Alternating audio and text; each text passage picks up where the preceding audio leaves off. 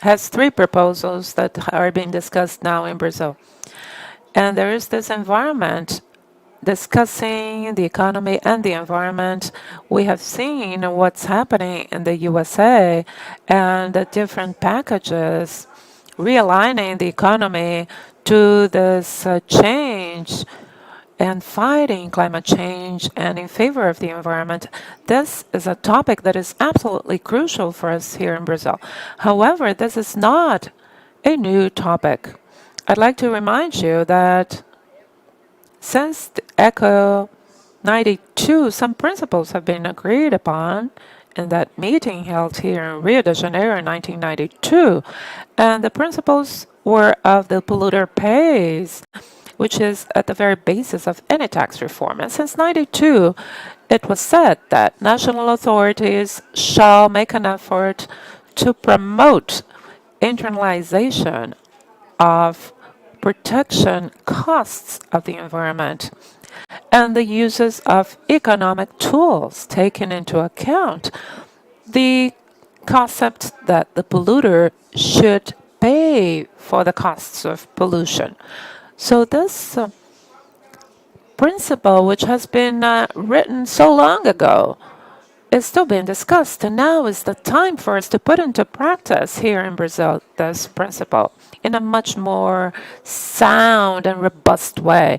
I am very honored and happy to be here introducing our discussants today, starting with Minister Gustavo Krause. He was Minister of Finance in Brazil, but also Minister of the Environment. He was governor of the state of Pernambuco and a mayor of the city of Recife. So not only is he an expert, but he has been a legislator and implementer of taxes, and he has different views about the green tax. Also, I'd like to introduce Mr. Ian Parry, a PhD and economist from the Chicago University, an expert in tax environmental policies from the Department of Tax Issues in the IMF, and has been there since 2010, for more than 10 years. And last but not least, it's an honor to have Ms. Suelia Araújo. She has a PhD in political sciences, has been a consultant at the Chamber of Deputies for almost 2 decades. And today, she was the former chairman of IBAMA, holding a position that was essential for the environment. And now she is senior advisor and consultant for the Observatory do Clima, the Climate Observatory. It's an honor to have these three panelists. We'll have several discussions, and I'd like to ask whoever would wish to send questions to please do so. We will bring these questions to all our speakers. We'll have excellent presentations. Let's start with the first question to the three speakers.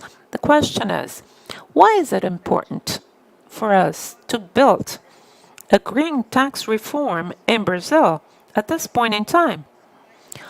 What are the main pillars of this green tax reform?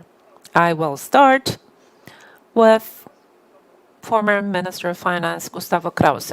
How long do I have, Anna? 5 minutes, 6 minutes? Okay. Then we'll continue. I'm quite sure you'll be flooded with questions. So, well, initially, I would like to thank the invitation.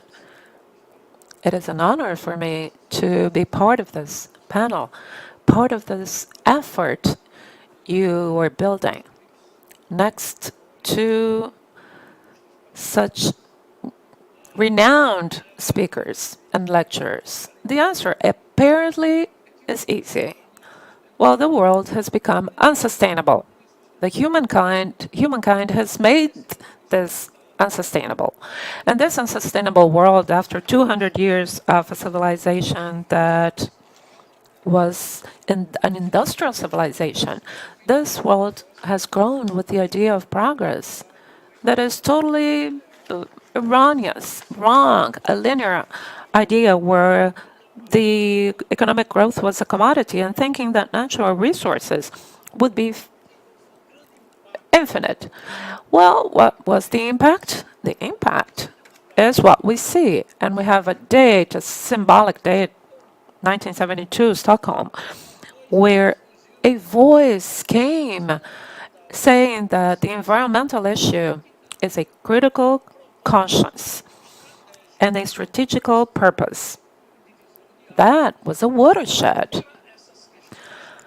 Although these issues at the international level and at the supranational level or at the level of institutions that have occurred in a slower way. However, from the point of view of universal perception and what I call the formation of an ecological citizenship, that happened quite rapidly. I was a minister in 1995, and I can tell you for sure that I envy what is happening now, or economists, neoclassicists, or those labeled as such.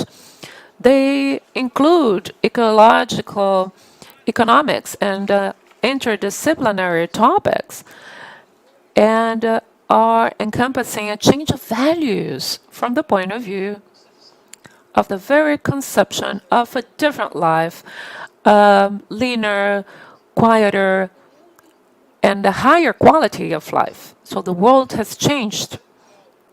This issue became a core issue for humanity, but peripheral for governments, I might say. I'd like to stress that. It is a peripheral issue for governments. So, stating that as the basis of everything that we must understand as the tax reform, I must tell you that I am like a museum pieces because I started working in this many years ago, and only 10 years after I started working with it did I hear about tax reform. Tax reform is a consensus of the abstract, and it is a big disagreement when you talk about concrete issues. You spoke about 3 tax reforms. It is that of Bernardo P., of that Deputy Duco-Rowley. They have names, so we have many experts on tax issues and tax reforms, right? However, we are living adverse times. This will pass, of course, but we need to have some green coloring on the tax reform. I have not seen it at all. We must paint it green, however.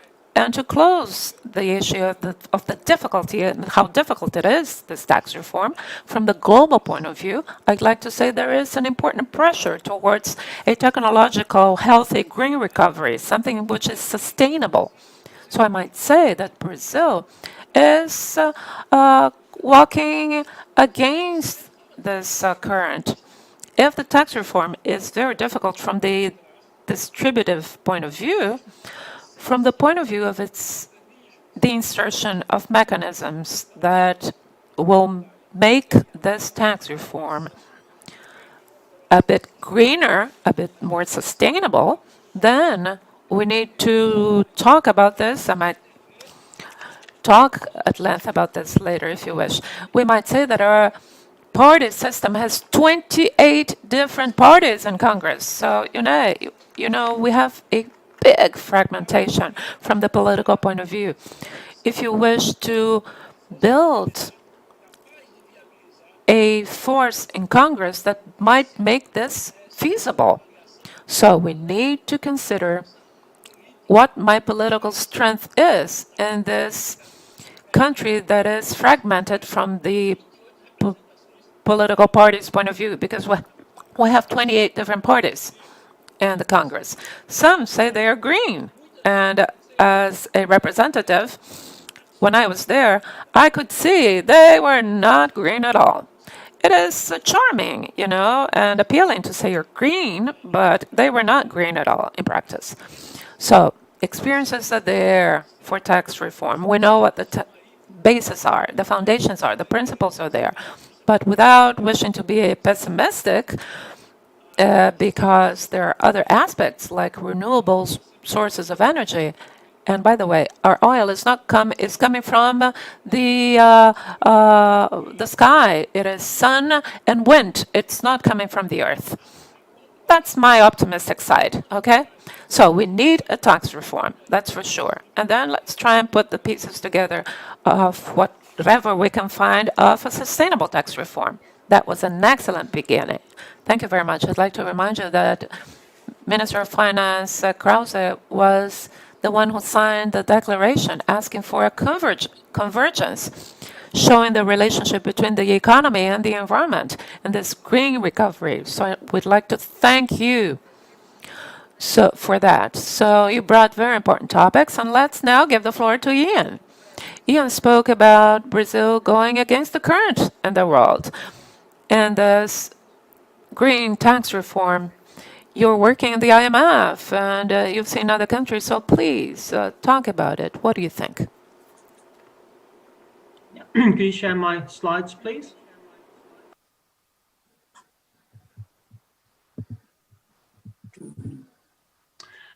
Yeah, so we think that carbon pricing has a central role in mitigation policy because it provides across-the-board incentives to reduce energy use and shift towards cleaner fuels.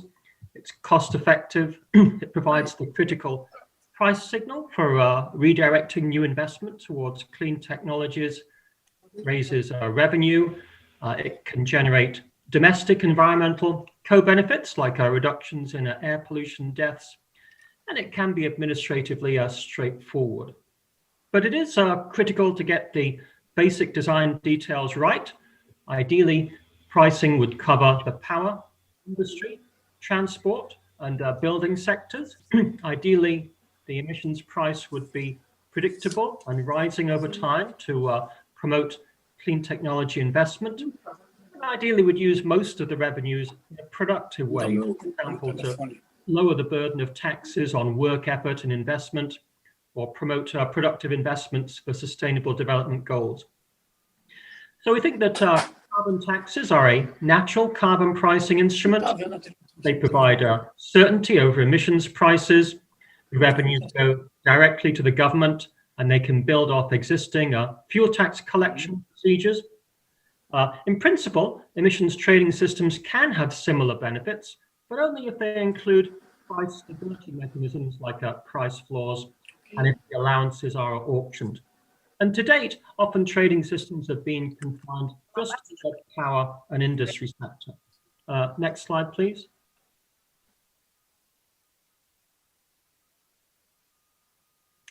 So carbon pricing can have significant fiscal benefits. This figure is showing the revenues that would be raised in Latin American countries from carbon prices of $35 and $70 per ton in 2030. So for example, for Brazil, a carbon price of $70 per ton would be raising revenues of approximately 1% of GDP in 2030. Next slide, please. But pricing alone may not be sufficient to meet the mitigation pledges. In this figure, the red dots are the percentage reduction in fossil fuel CO2 emissions below baseline levels in 2030 that are needed to meet countries' mitigation pledges. And the blue bars are the reduction in emissions in carbon prices of $35 and $70 per ton. So we can see that in a number of countries, including Brazil, even a $70 per ton carbon price falls short of what's needed. Next slide, please. And there are just likely to be political acceptability constraints on the level of carbon pricing. So this creates an important role for reinforcing instruments. Now, these instruments can reduce emissions per unit, for example, reduce the emission rate of vehicles, but without a large increase in energy prices. So they're less efficient than carbon pricing because there's no demand response. These instruments do not, for example, encourage people to drive less, but most likely they're a lot more politically acceptable. Traditionally, these reinforcing instruments have taken the form of regulations because they've been implemented by environmental ministries, energy efficiency regulations, vehicle emission rate regulations, and so on. But we know that regulations tend to be inflexible and difficult to coordinate in a cost-effective manner across firms and sectors. So instead, we would recommend fees, which can be implemented by finance ministries, is providing sliding scale of fees on products or activities with above average emission rates and a sliding scale of rebates on products or activities with below average emission rates. For example, if we applied fee rates to vehicles, then vehicle sales would be subject to a fee equal to a CO2 price times the difference between the vehicle's CO2 per kilometer and the average of the vehicle sales fleet's CO2 per kilometer multiplied by the average lifetime usage of a vehicle. And one attraction of fee rates is that they avoid the tension between fiscal and environmental objectives. We can set the fee rate as aggressively as we like to promote penetration of zero emission vehicles, but it won't cause any revenue losses because the fee rate updates automatically with reductions in the emission rate of the vehicle fleet to preserve revenue neutrality. In contrast, subsidies for clean vehicles will have a bigger fiscal cost the more effective they are in promoting penetration of clean vehicles. And often fee rates can build off existing capacity. For example, they can be integrated into vehicle registration fees. Next slide, please. Fee rates might also be applied to the forestry sector.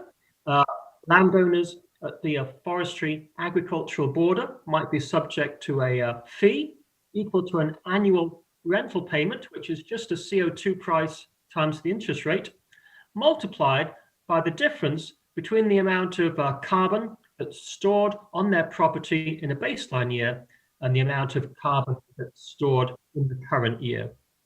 This approach would be effective in providing incentives for reducing deforestation, increasing afforestation, and promoting enhanced forest management to increase carbon storage. And besides reducing carbon emissions, it would have a variety of co-benefits like biodiversity preservation and reducing the risks of water loss, floods, soil erosion, and so on. And in terms of monitoring this agreement, we can get approximate estimates of the amount of stored carbon on different parcels of land using a combination of satellite photography from low-flying aircraft, and on-the-ground sampling of tree species. And precedents for this type of approach might include, for example, Costa Rica, where the Payments for Ecosystem Services program has successfully expanded forest coverage quite substantially. Next slide, please. And then finally, we think that countries in the Latin American region should consider the possibility of a regional carbon price floor arrangement. This would be a complement to the Paris Accord.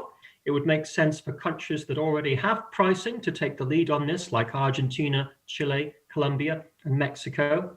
If all these countries were to scale up their carbon pricing and meet a floor price, this would be the best way to address concerns about competitiveness and leakage, and it would avoid the pressure to implement border carbon adjustments. This sort of arrangement can be designed flexibly to allow different approaches at the national level: taxes, trading systems, regulations, fee rates, so long as they achieve the same emissions outcome as would have been achieved by meeting the price floor. And we think that these types of arrangements can be quite effective in scaling up mitigation, because if all countries are acting together to scale up carbon pricing or equivalent measures, then it makes it easier for both for countries within the arrangement and for others that aren't even in the arrangement. It makes it easier for them to achieve more ambitious mitigation action. Thank you. I'll stop there. Thank you so much. Vou mudar para o português de novo. A gente vê que, assim, maneiras de chegar lá, Thank you very much. We see adaptar there are different ways of possíveis getting there and trying to adapt potential green taxes. Our economists are here to show that to us. I think Ian is showing that. I think it is more than 25 countries where some of these modalities have been put in practice. But Sueli, it's been said that there are several ways to get there, but you were there in Congress, right? So please tell us, is there a consensus about green tax reform being necessary for Brazil and the world? Sueli? Well, good morning. I'd like to thank you for the invitation. No, there is no consensus, but we can build a consensus, Anna. I am on the line of Minister Krause. I started working with the green tax reform during the FHC governments with Fernando Henrique Cardoso, so it's been quite a while. Every time the government sends a proposal about taxes from a broader perspective, the environmental agencies and the environmental branch of the government always tries to talk about something ecologically friendly. And actually, we've not been successful at all in that respect. We've been talking about it at length. The tax reform discussion in general has not been successful, structurally speaking.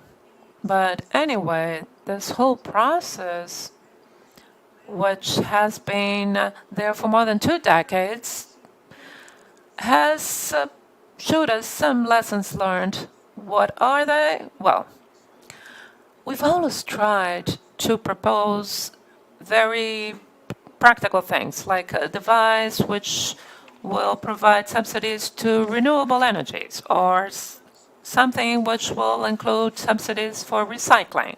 Very practical things.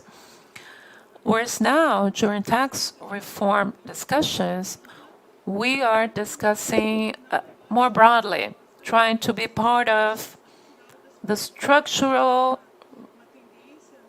proposals. The trend is towards a simplification of our taxes. So we're trying to find a way of inserting us into the IVA, which is IBS now.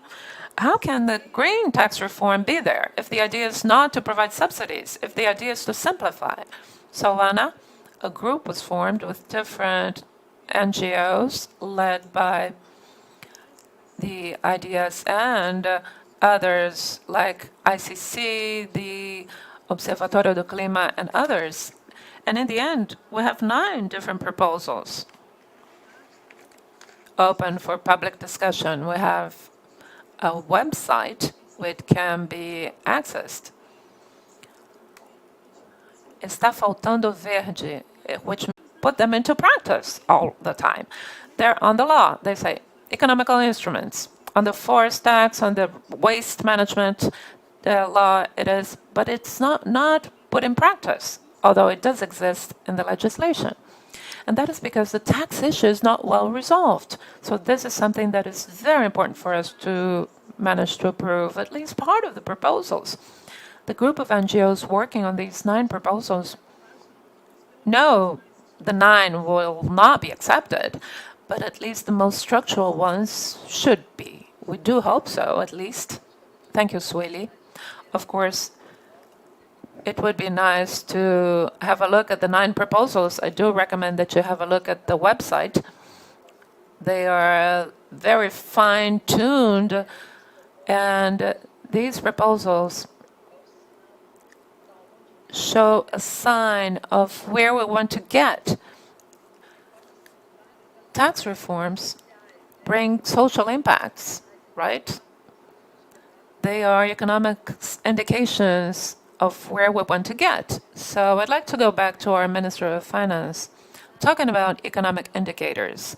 We know that taxes promote consumers and producers to do something more or less of some things. It's not just a matter of punishing them. It is an economic sign of attitude about changing times. In Brazil, we know that we are living different times.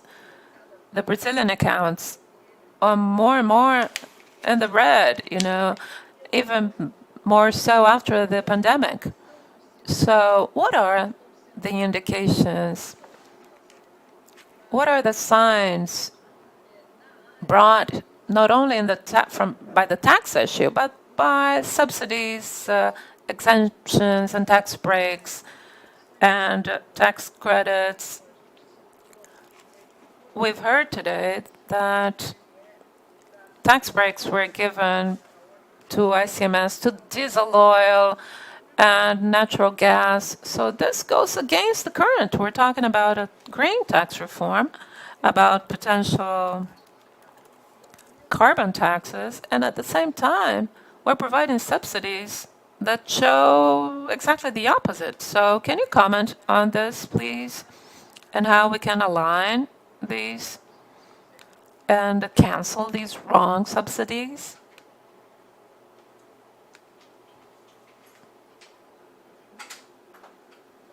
Can you hear me? Yes? Okay. Well, first of all, I'd like to say I do agree with Dr. Ian when he says that pricing and taxing are the most objective ways of the ones that can make something happen. They can be instruments of the macroeconomic policy. And the other thing I'd like to say, and I believe Sueli Araújo, who was a manager and a legislator in the environmental area, I felt that she feels politically isolated and lonely. If you are defending and advocating for the future, and the future does not have a voice, cannot scream out, cannot shout, cannot vote, well, if you're representing the future, you feel lonely. I'm quite sure we have the ones that defend lumber and the rural areas. So, we need to solidify this group. We need to bring this pressure on. If areas that are harmful, that are not low carbon, that is because the political lobby is solid. So in this game, we need to be better organized, right? I will go on the same line of tax simplification, like was said.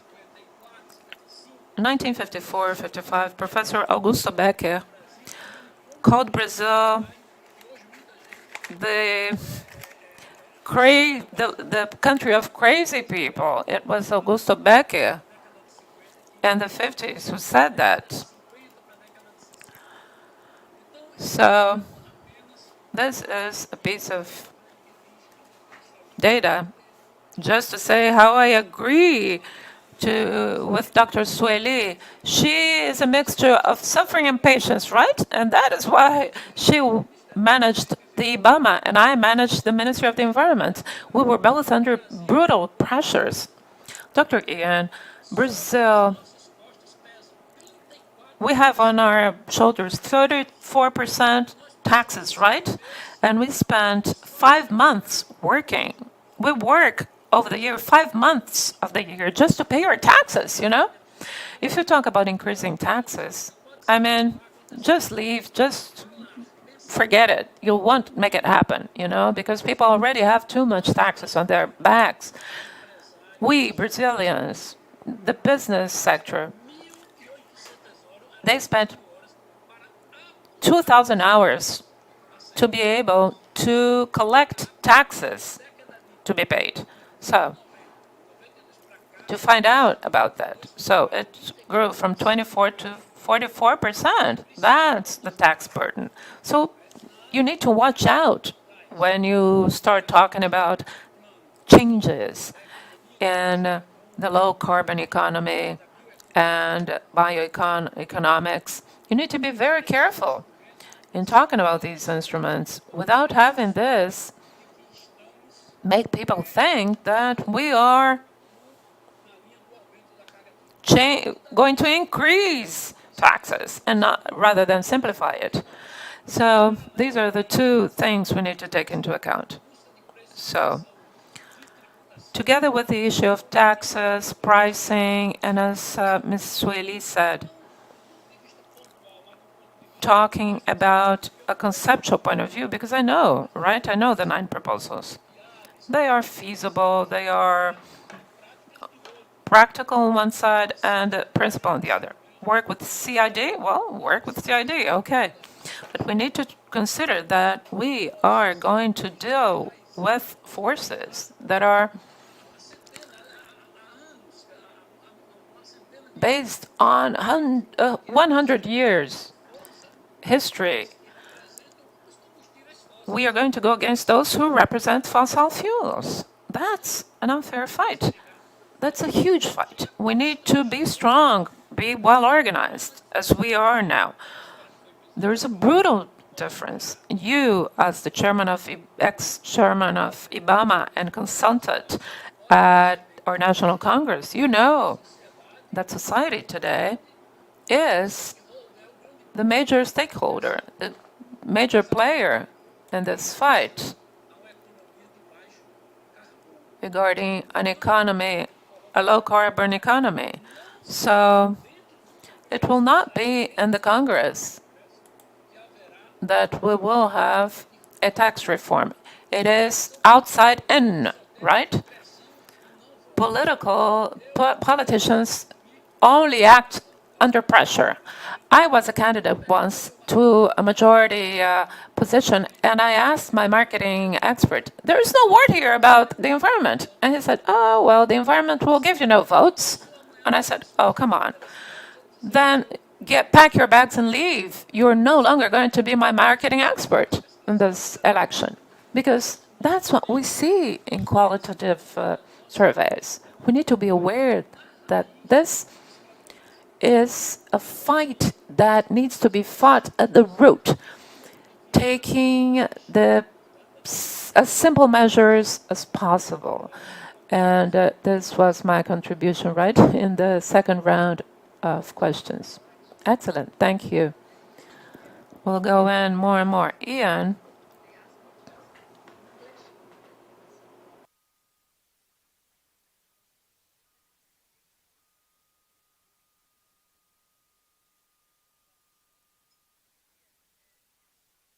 That one of our biggest problems is that, first, nobody likes more taxes. And talking in a country like Brazil, where there's such a high level of taxation already. So how to bring green taxes in countries that already have very high levels of taxation?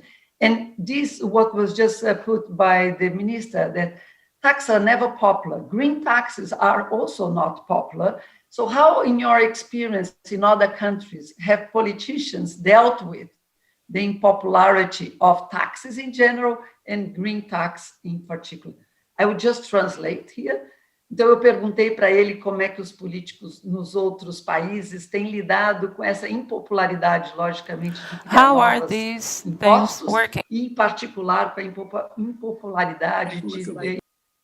So about the lack of popularity of green taxes. Now let's see if Ian can answer now.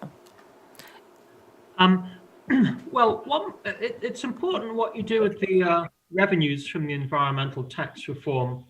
One possibility is just to keep the reform revenue neutral, so it's not an increase in the overall tax burden. Instead, revenues are used to cut other taxes on consumption or labor income, for example. So it's a restructuring of the tax system rather than an increase in taxes. That's one possibility.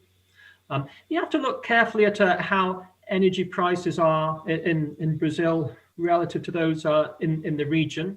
And it's difficult politically for Brazil to be too far out in front of other countries. So, I mean, we think you should push as much as you can on carbon pricing and environmental tax reforms, but there is a point beyond which they become politically just too difficult. And that's why we recommend this mix of carbon pricing and reinforcing instruments at the sectoral level. These fee-baits, which can promote some of the mitigation responses that carbon pricing would have promoted, but without a further increase in energy prices. So they're not as efficient, but they're probably a lot more acceptable. So you have to strike the right balance. You want an effective package, but there's a balance between pricing and these other instruments to try and enhance the overall acceptability. And pricing should be introduced progressively over time. You shouldn't just do it overnight. It should be announced that the environmental taxes are going to increase steadily over time to give households and firms time to adjust. It's important to have compensation schemes in place for those who are vulnerable to the environmental tax reform, maybe workers that might lose their jobs, low-income households, vulnerable firms, and so on. It's important to have an effective communications program to inform the public of the rationale for moving ahead with the environmental tax reform and how they might benefit in terms of other tax reductions, or maybe more schools, hospitals, or roads being built with the revenues from the program. And it's important to have extensive consultations with stakeholder groups to try and get them on board with the reform and support it. So there are a variety of strategies which can help you increase the overall acceptability and credibility of the reform. You'll need to also buttress the reform with some public investment, perhaps in clean technology infrastructure, charging stations for electric vehicles, and so on. Thank you. Obviously,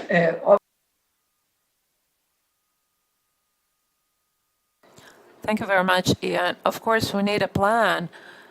We need to have the political will and to have a long-term plan to be able to put in practice what Ian just spoke about.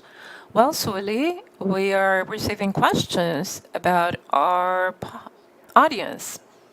One is from Celina Xavier de Mendonça, and she asks, what is the feasibility of making a survey about subsidies so as to start this tax reform? Rebates and subsidies are black boxes. So it would be important to show how these regulations and laws are increasing, actually, public expenditures. And before you start, I'd like to make a brief ad about INESC, an institute which has been working about subsidies to fossil fuels. They will launch, I think, on the 11th, the last report on how much subsidies and rebates are being given to our companies and industries that produce fossil fuels. Last year, they calculated 85 billion. This year, we still don't know. We're anxiously awaiting for that. So I'd like to have you answer this, what Celina asked. How can we make this more visible? How can we put on the table the discussion about the wrong subsidies, those that are going against the current? Well, thank you, Celina, for the question. A systematic study of these subsidies is a mandatory part of our studies and this movement for a sustainable tax reform. One of the advantages of what is being built now is that now we can talk to productive sectors that are not concerned with the environment, but who are defending simplification of taxes. So we accepted the simplification of taxes as a principle we have accepted there should be no increase in the total tax burden, and based on that, we're trying to make proposals. So there has been some progress. We want to convince people that this is important. Just by simplifying, reducing taxes, going on the line of Benara P, I think, removing all the subsidies to fossil fuels and insecticides and herbicides, that would be a huge gain. Even if you included no green tax, that would already bring a lot of progress to the environment. We need to clarify that, and I think the NGOs have been talking about this, much more about fossil fuels. But there are other products where we need to discuss this, say that everyone is paying to these sectors that are polluting, and then they do not pay for the pollution they are causing themselves. So this is probably the line of argument, the narrative we need to build, the main narrative. Thank you, Sueli.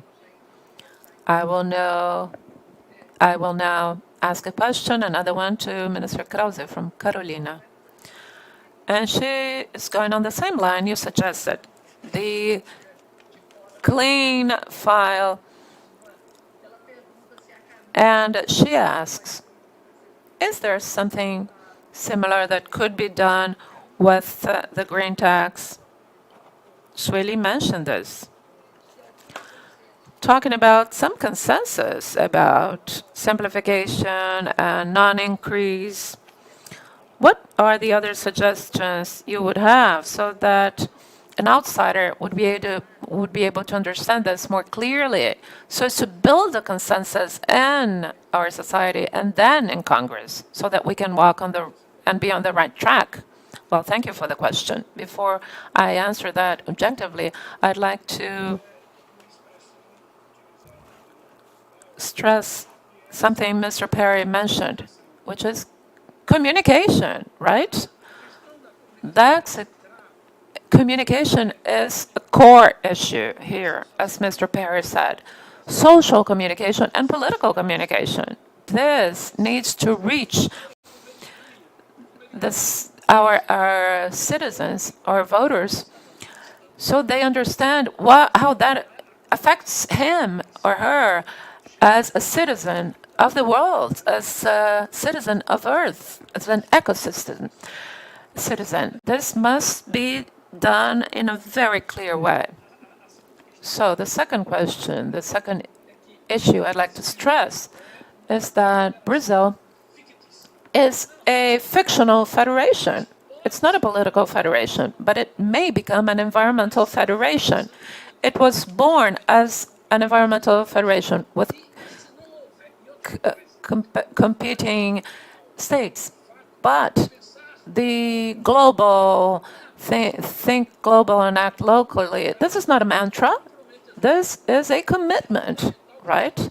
It is essential for subnational entities to co-participate in this, and it has happened in that way with the governor's agreement, and it needs to go and be true also in states and at the national level. States and municipalities have a lot to contribute. This is an area which has shown its evil face in the world. That was the pandemic. We have other little epidemics which are the result of untreated water. We have 6 million people without sewage here in our country. This is yet another issue, in addition to the so-called green tax, the low-carbon economy. We need to work on these basic issues as correlated issues. And in dealing with those, it would be important for Brazilian citizens to understand that today the Brazilian northeastern region can be fed and moved by the wind energy. We're going to be 20% in 2024. The northeastern region is becoming a huge windmill plant. We have a lot of sun too, so solar energy, let's use it. We should understand that green tax is a direct economic instrument which will benefit other policies that have the same goal. So it's not just a dream saying that our forests, we have so much of the water in the world, etc. No. Mr. Parry, I heard from a scientist something saying, and he said, Minister, in Brazil, wind blows in the right direction, the right time, and in the right amount and speed. So, and also you have the greatest sun and the more sun in the world. So look at green tax. And we need to have people understand that this is part of a macro view, a sustainable macro view. Sustainability needs to be not just an addition to political propaganda. Oh, good. Thank you. And I became very curious with something you said. Do you believe that the governors from the Northeast and the mayors from the Northeast, considering they have so much potential for green hydrogen and renewable energy sources, could they be the champions and supporters of a green tax reform? Do you believe they might help us lead this discussion? Listen, today we have 88% of the wind energy produced in Brazil coming from the northeastern region. So, look, getting old is really tough. I heard once an ad in the 70s of a governor saying that pollution is good because it put an end to jobs. What? That was said. You know, the world has changed, fortunately. So, this is not depending on governors or governments. I'm almost becoming an anarchist. I don't believe in governments, but since they exist, well, I need to try and believe in them. Initiatives, well, the citizen who has 1,000 hectares of dry land and the savanna of, they will have royalties, you know, he will have their royalties paid. His royalties paid. I think Rio Grande do Norte is the greatest producer of wind and energy. I think it is Rio Grande do Norte state. I'm not quite sure, but I believe so. So the governors of that region need to look at that. I mean, I'm saying, listen, this energy source comes from the sky. I mean, you needed to drill no hole in the earth, and you're still looking for thick oil in this region called pre-salt, deep into the sea. And the wind is saying, hello, here I am. And the costs are dropping, the costs of this cluster. So I think governors from the northeastern region are faced with this competitive advantage from the economic point of view, trying to have electricity, and the monetary mechanisms, the credits are there. That's where the encouragement comes from. I want to see what the banks are going to do about it. That's what I want to see banks doing. Providing lower interest rates to those who are greener. I mean, that's a good idea, isn't it? Yes, there are different economic mechanisms all walking in the same direction.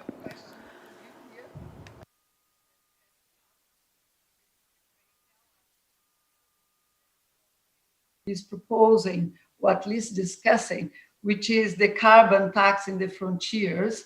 If you think this is good, viable, how you feel that the discussion is going to take place. Perguntei para o Ian sobre o que a Europa está fazendo as discussões sobre taxar carbono nas fronteiras. Se ele acha que isso é viável, taxing carbon on the borders. Is this feasible, and how does he see this debate in Europe? Ian? Well, I think there are three main reasons why the European Union's going ahead with a border carbon adjustment. One is that they they had assistance programs for the energy-intensive, trade-exposed industries, steel, aluminium, cement, and so on. Those industries were given free allowances under the trading system. But as those industries achieve deeper and deeper emissions reductions, these instruments that they were traditionally using are becoming less effective at helping these industries. So they wanted to switch to a more effective instrument. So that's one reason why they're interested in border carbon adjustments. And that's related to the amount of emissions leakage they're worried about as well. If domestic industries are losing competitiveness relative to overseas industries, they're worried about the carbon leakage. And then thirdly, a potential co-benefit of border adjustments is that they might encourage stronger carbon pricing in other countries who want, because effectively these other countries are losing their tax base. If the EU taxes the embodied carbon in imports from China, effectively the EU is appropriating a tax base that China should be appropriating. So it creates a strong incentive for China, I think, to scale up their carbon pricing to avoid the border adjustment. But you have to be careful about the design. I think that the plan is just to confine it to these energy-intensive, trade-exposed industries. So it wouldn't be applied to cell phones or tomatoes or whatever. It's just on the steel, aluminium, cement, and a few other industries. And those industries would be required to buy allowances from the EU's emissions trading program. A question is, what do you do with the revenues? Well, if those just go to the general budget, then there's a risk that the measure might then be perceived, well, maybe it's a trade protection measure. But if some of the revenues are either going to, say, international climate finance, the Green Climate Fund, or they're providing support for the green transition in Europe, green investments, transitional assistance, it strengthens the credibility that they're doing the border adjustment for environmental reasons rather than trade protection. So, we don't think that it will necessarily have problems in the World Trade Organization, because the existing schemes that countries have, free allowance allocation, exemptions for inframarginal emissions, whatever, these are allowable under World Trade Organization rules. So just switching to a more effective instrument to help these industries shouldn't necessarily provoke a challenge under the WTO. So basically, we think that this approach does make sense so long as it's well designed. It's not only the EU that's considering a border adjustment.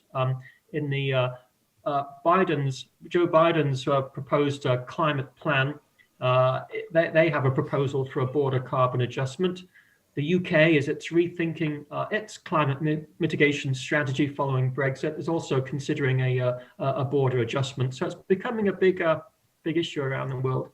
But as I say, ideally, we wouldn't have border adjustments. Ideally, we'd have the major emitting countries implementing a carbon price floor or measures that are equivalent to the price floor, and then we wouldn't need a border adjustment. And the common price floor amongst the major emitters would be far superior, far more effective and efficient than a system of border adjustments.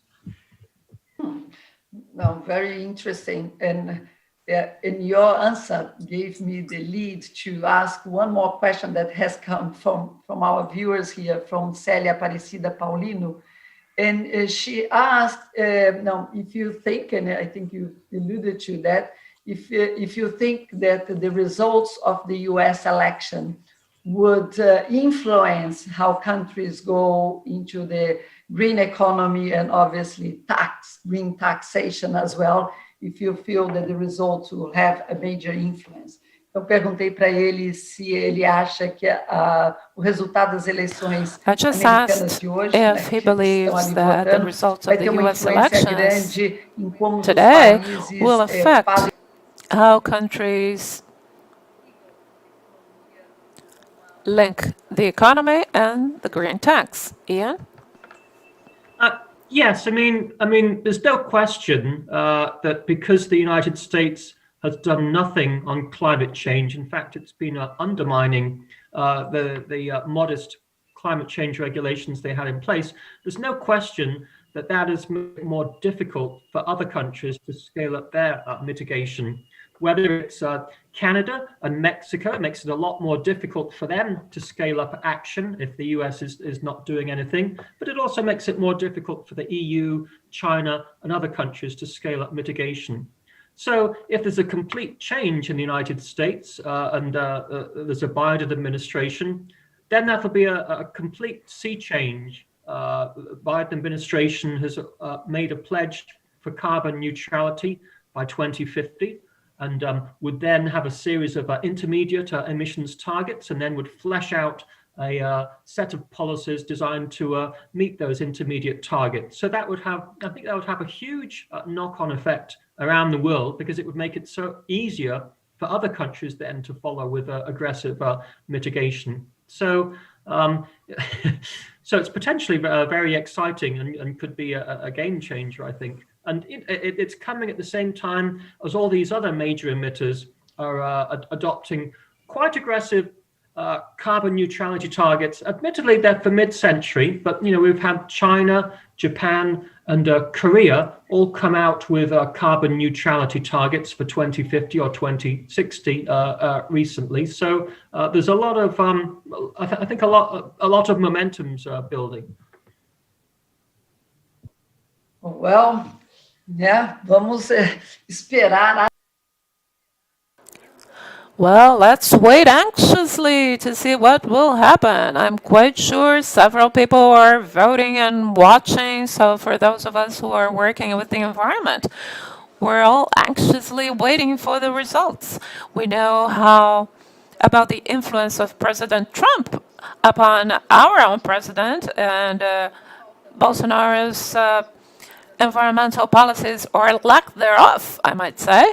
So we are paying close attention to where the U.S. walked towards. So I will try and stick to the green tax reform issue.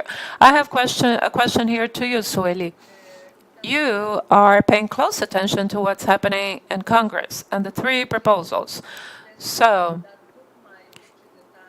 can you elaborate some more on the reforms that are in Congress, be it in the federal or state government? Do you believe the green tax reform will advance, and how they will advance depending on which reform will be approved? And do you believe we might have mini tax reforms instead of a large one? And if we do have many steps, what is the first step for the green tax reform? What would be the first reform you would wish to be approved by Congress?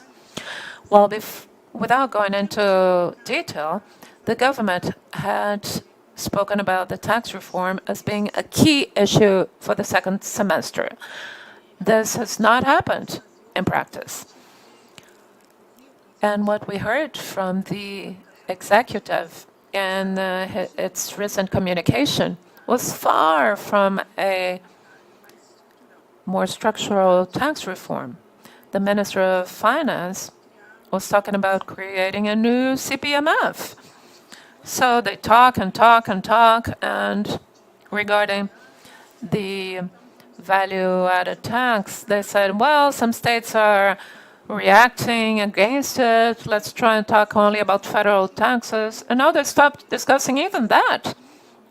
What the Ministry of Finance has been discussing, according to the newspapers, is whether or not they will have a new tax. And that makes no sense. Something which is interesting about constitutional amendments and tax reforms, and here congressmen should be aware of that. That you will depend upon executive decisions. You approve an amendment, but they are not sanctioned. They're vetoed by the executive. So if Parliament, if our Congress wishes to build a more structural tax reform, I personally, and based on the rationale of trying to simplify our tax system, and our tax system is, I believe, is quite complex. We should simplify it. We should begin then by Bernardo's proposal. It's not becoming greener, that's not what I mean, but what we are trying to include on that discussion is the environmental issue. The group discussing the green sector matter, well, the groups met after Bernardo's meeting, and we said, well, if that is approved, if his proposal is approved, how can we insert the green issue there? So I would totally prioritize those proposals being discussed in Congress. But how can we convince our Congress representatives that that is important? You need to talk to the business sector, you need to, and it's not just the business sector concerned with the environment. You should tell them of the importance of simplifying taxes. That's, I believe, the way out. Anna, all tax reforms I followed, and by the way, when you get into this job, when I got into this position, I started talking about waste, and then for 20 years I was talking about waste. And environmental tax reform is something that just glued in my mind, and I could never get out of it. So this thing of slicing it has been the reality in the government. Talking about reforms proposed by the executive during different governments. The government says something should be done, and then it finds resistance, and they start slicing it. And Bill of Law, there are 3 levels, usually. Constitutional amendments, usually you go in that ping pong until the text is finally approved by a qualified quorum. So in this ping pong, this in and out, very often you get it approved and it is enacted, but then you get just 2 paragraphs enacted. You change the rule, the ICMS rule, and it's complicated, and then it becomes even more complicated in our constitution. So the article on the ICMS is a few pages long, and then you end up slicing your proposals and get very little approved. So in doing that, by slicing proposals, we will find no answer. That is why the movement needs to get together. People who are discussing taxing large fortunes, let's say. I mean, you need to discuss with all sides, always trying to have in mind a broader view. I think it's not enough to have 1 paragraph approved saying there will be subsidies for wind energy, though I love wind energy, I love the energy sector. I do follow them, but I think getting 1 paragraph approved about the wind energy is not enough. If we need to gain more, we need to be better organized. And I believe the structural view depends upon the principles of tax reform and pricing of carbon. That's essential. We need to tax carbon. We need to find a better way of taxing it. Well, this whole discussion about a reform, a structural reform that is simplifying our tax system is essential. One of the major problems of our tax system is how complicated it is, and how little transparent, You have paragraphs and brackets, and in brackets into brackets. It's very complicated. Yes, by the way, going into what Minister Krause mentioned, you create contributions at the federal level all the time. It's about time we discuss the federal pact from the tax point of view and how it is from the federation point of view. That's important. Excellent comment. And now I can go back to our Minister of Finance. How do you think the tax reform will affect this Federation Pact? greening the tax reform, can this open ways towards leveraging investments in the urban agenda in areas such as waste management, water and sewage, which are a priori things that should be discussed by the governments? But how can we do this? How can we help basic areas of our infrastructure to help society? Well, Minister Mario Henrique Simonsen used to say with a baritone voice, Brazil is a country of lost opportunities, he used to say. And he was right. We had some opportunities where, some moments in which the tax reform could have been implemented. During the Constitution of '89, it could have been done in a less constitutionalized way. Our constitutions are long and full of words. The previous had 91 articles, the other had 200, and now we have 300 articles. And the revision or rewriting of the Constitution, it could have been done. So though it was important, it didn't do as it should. I don't know if Sueli was there, but during the revision of the Constitution, I was the adjunct rapporteur together with Nelson Jobim, and we had there the opportunity, the possibility, because we had absolute majority, we could have made reforms happen. And the tax reform, I mean, we all had our own tax reform, our own dream of a tax reform, you know? And I was very, very disappointed in the end when I saw nothing happen. But I do understand. And since I'm a total federalist, I think the federation is an ingenious way of distributing and containing powers. I believe that all these issues, for instance, let's say, there is a mechanism called ecological or environmental ICMS, and nobody gives anything, gives no attention to it, pays no attention to it. It's per capita green area. I mean, open dumps were in existence for so long, and every day they were saying they will destroy them, and there they were. So you can talk more or less about Brazil, but the environmental ICMS could be, let's say, a stronger vector. It is there. I mean, state governments who are being fooled. I mean, Sueli,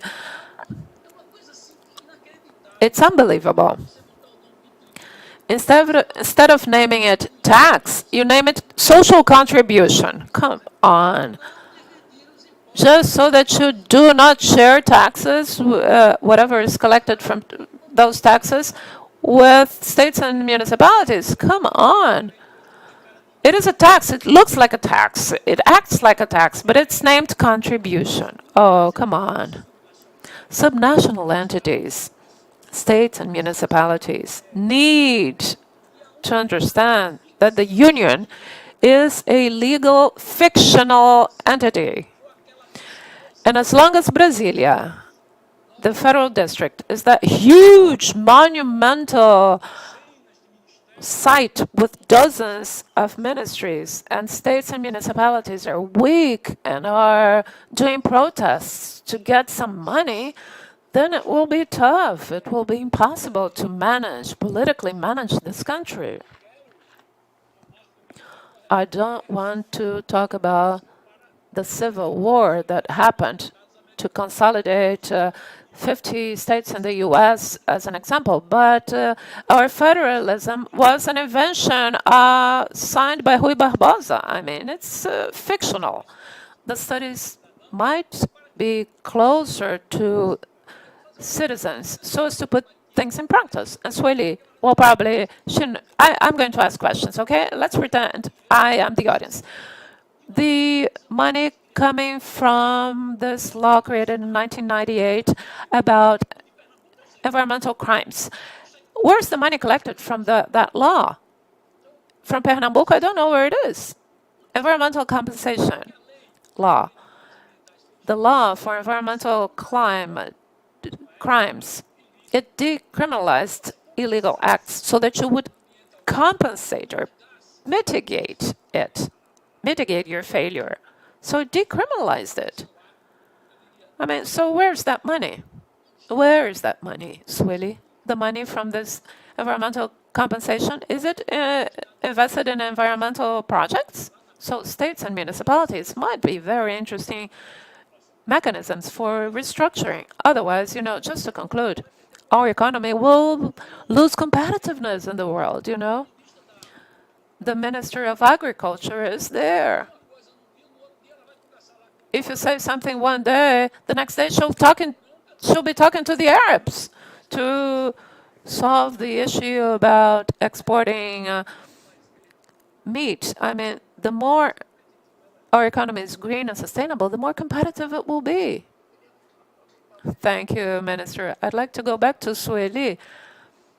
Are you seeing, Sueli, what states and municipalities have been doing regarding the tax issues, specifically green taxes? Do you see this in Congress? That's for Sueli or for me? I asked Sueli, but it would be great to listen to you too. Oh no, she's closer to Congress. Let's have her answer. Okay, well, no, I see nothing. Nothing's happening. That's still at the federal level, Maybe it's a failure of the NGOs. I think we might have to expand to state legislatures. We do have to find a way of disseminating. We're still in that federal bubble. Maybe that's our mistake. And it is limited. That's right. I'd like to call your attention to the following. I don't know if you have seen it that way, but the pandemic, I believe, one of the effects of the COVID pandemic had people suddenly look at governors, irrespective of the party, whether or not they're pro-government. I think governors, state governors,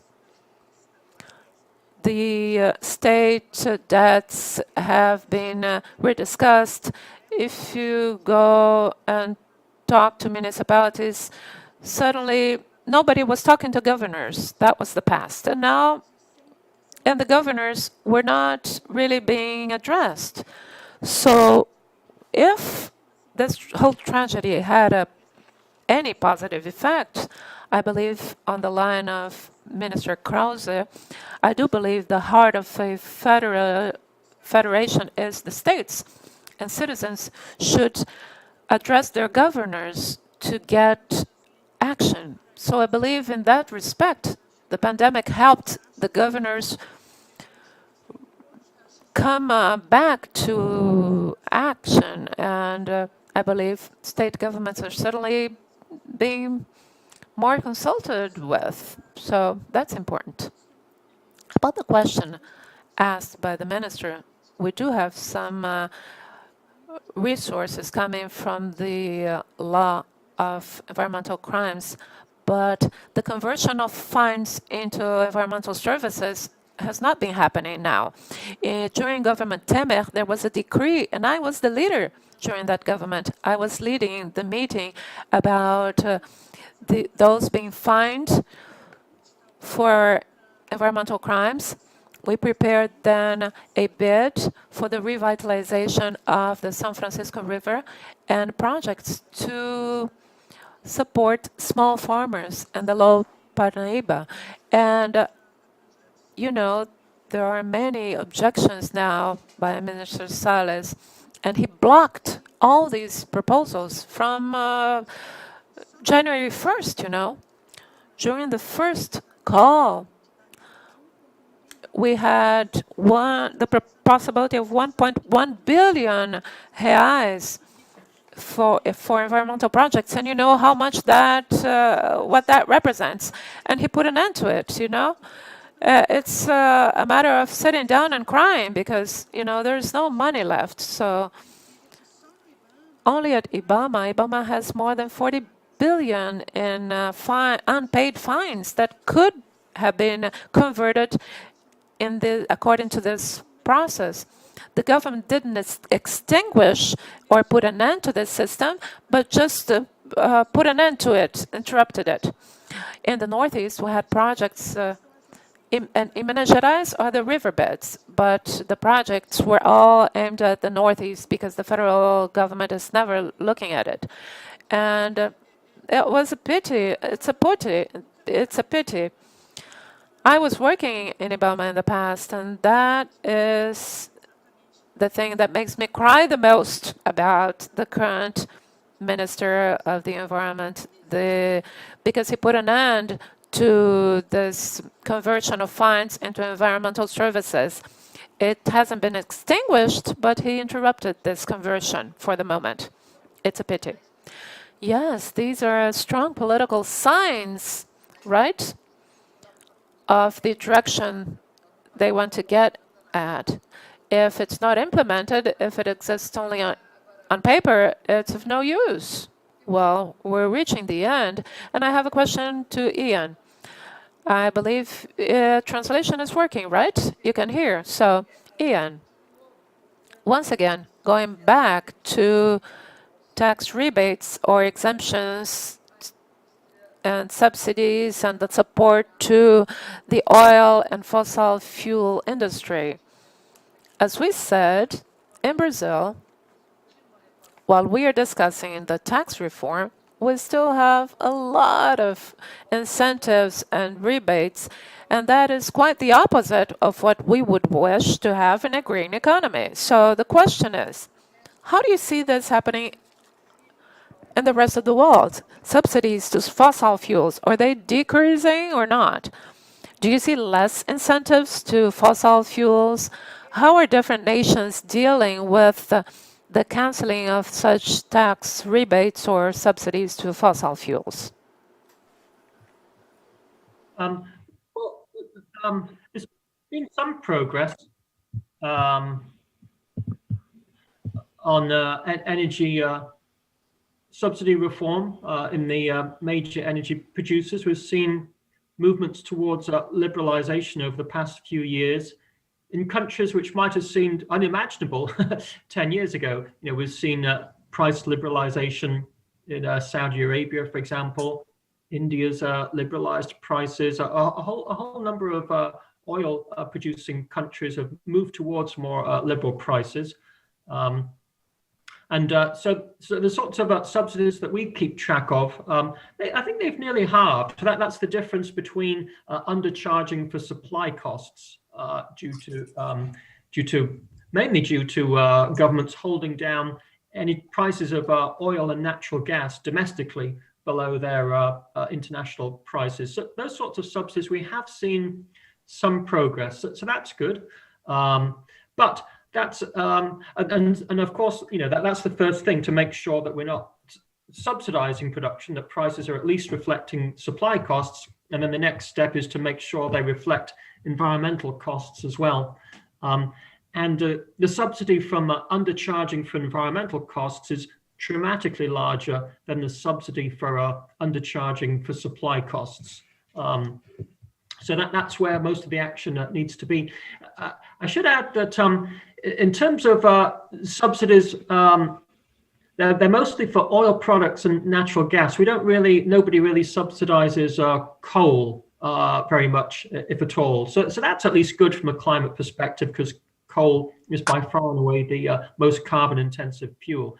And that's why eliminating these subsidies, pushing prices fully up to supply costs, doesn't really have that big an impact on carbon emissions at the global level. It helps a bit, but not a huge amount. You've really got to be taxing coal to make a big dent in global emissions.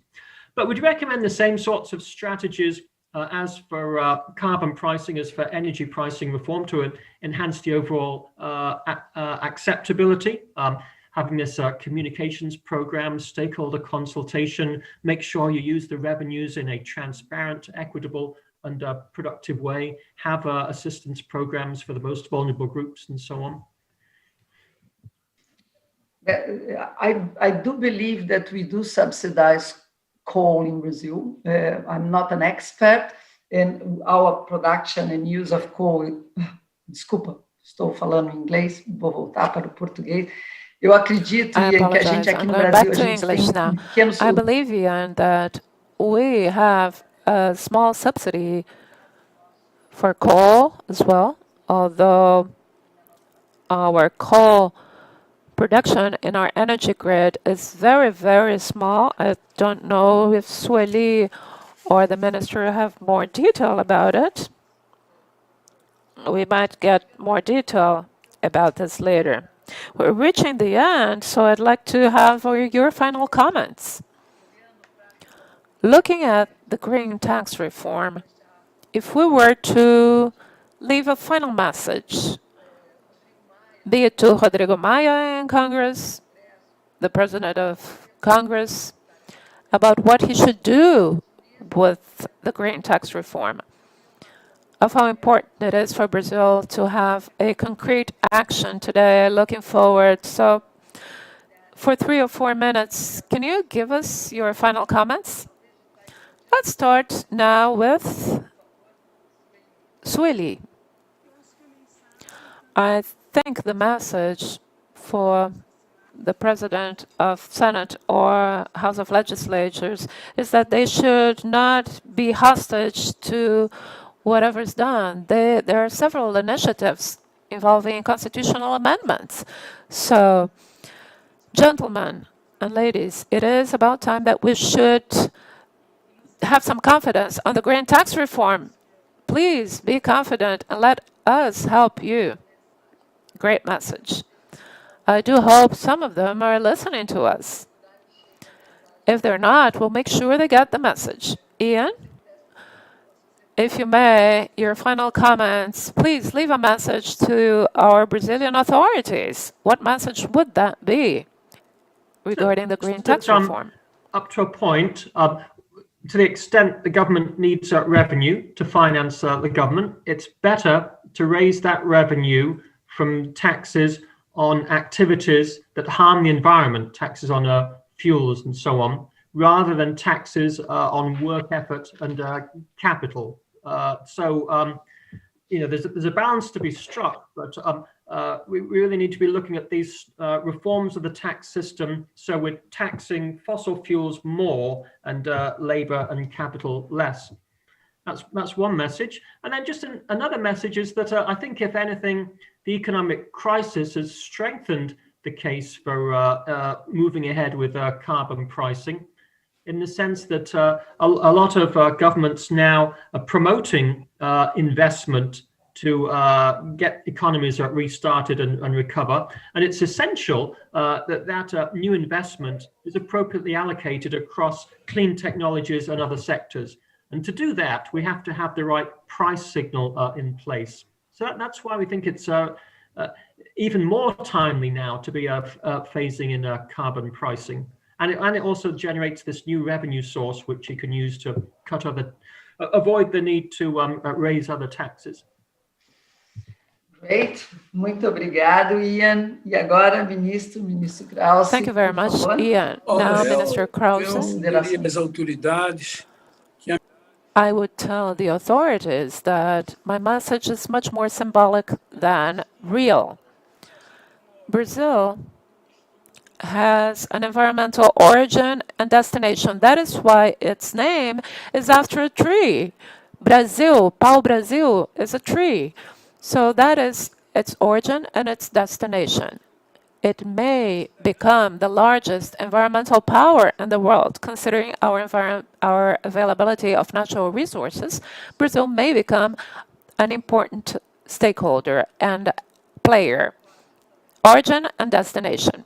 Wow, that's a strong message. We are living a crucial period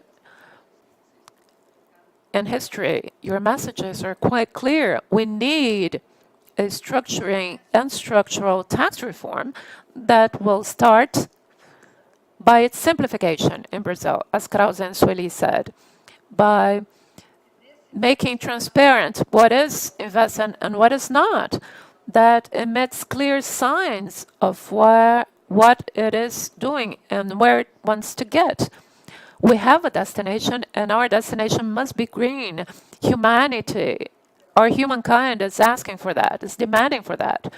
Green recovery is the only possible recovery, according to a recent study by BRI. They spoke about how much Brazil can gain if we go in that direction. I think they talk about more than 28 trillion reais, millions of new jobs, if we make those choices. So the tax reform, if it shows economic signs in this direction, is precisely what we need.